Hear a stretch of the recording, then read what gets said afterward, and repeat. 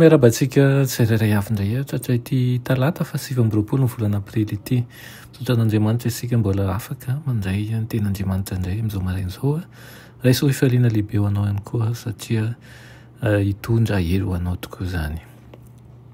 Alohan'ny dirantsika ny mofinainan'io dia efa avakisika.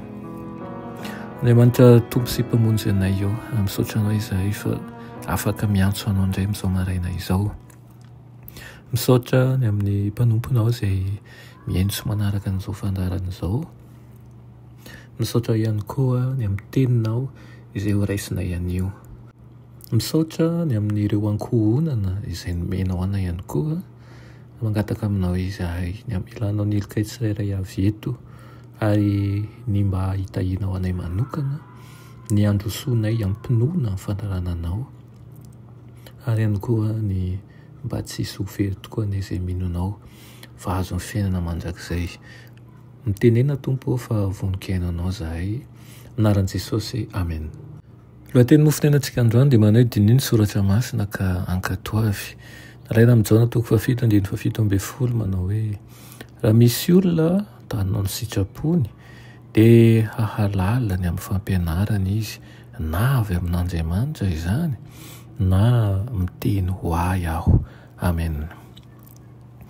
Ireo izay mandinika ny ampanetsetena sy ambavaka ny soratra masina mba ahafantatra sy hanao ny sitrapon'Andriamanitra dia tsy salasala ny amin'ny adidiny amin'Andriamanitra satria raha misy olona tanao ny sitrapony ozy izy dia halala ny amin'ny fampianarana izy. Raha te hahafantatra ny zava-miafin'ny fahamasinana ianao izany dia aoka anaraka ny tenin'ny fahamarinana mazava na mampihetsi-po anao izany na tsy. Ny fankatoavana dia tsy maintsy avy amin'ny faharesen-dahatra anaraka fitsipika mihitsy aloha ary ny marina dia tsy maintsy atao ninonina zava-mitranga. Ny olona manana toetra tahaka an'izany ny fidian'Andriamanitra ho amin'ny famonjena. Omena ao amin'ny tenin'Andriamanitra ny fomba amantarana ny tena kristianina marina.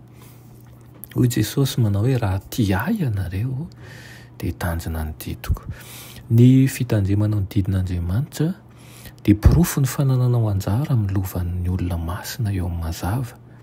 Misy toetra tsara takian'Andriamanitra ary izay rehetra mahatratra ny fenitra napetrany noho ny fahasoavan'i Kristy dia ho tafiditra soamantsara amin'ny fanjakan'ny voninahitra.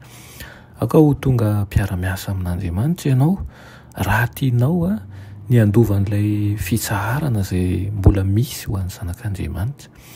Voafidy hitondra ny ziokan'i Kristy ianao, hitondra ny entany, hitondra ny fijaliana ary aoka ny hazoto ampitoetra ny fiantsoana sy ny fiadanana. Dininy soratra masina dia ho hitanareo fa tsy misy taranaka damana lahy na vavy natao vonjena ao amin'ny tsy fankatoavana ny lalàn'Andriamanitra manao an'izay ahafoana ny lalàn'Andriamanitra izao tontolo izao fa ny kristianina kosa no fidiny mba ho hamasinina amin'ny alalan'ny fankatoavana ny fahamarinana. Natao hitondra ny azo fijaliana izy ireo raha maniry hitondra satro-boninahitra. Ny Baiboly no an'ny fitsipiky ny finoana sy ny fotom-pampianarana. Ny fahamarinana sy ny fivavahana ara-Baiboly ihany no tafajoro amin'ny andro fizahan-toetra sy fitsarana. Tsy azontsika atao ny manoloana ny tenin'Andriamanitra arak'izay mety amintsika mba azahoantsika tombony arak'izao tontolo izao. Aoka kosa isika hanontany ao anatin'ny fahatsoram-po manao hoe Andriamanitra inona no tianao ataoko? Ny fary masina anie hiasa ao anatintsika tsirairay avy mananatsika fo manana fanetsetena sy fitiavana andinika ny tenin'Andriamanitra mba hahatonga antsika ho amin'ny firosoana manjakariva ny fahamarinana. Amen. Reranay tsara indrindra mbola misaotra anao izay ny amin'izany teninao izany. Indrinay tokoa izany ho tanteraka eo amin'ny fiainanay tsirairay avy ka ianao mihitsy raha eo Tompo no handrekinan'ny fiainanay sy ny fonay ahafahanay manaraka anao amin'ny fahamarinana. Amin'ny anaran'i Jesosy, amen.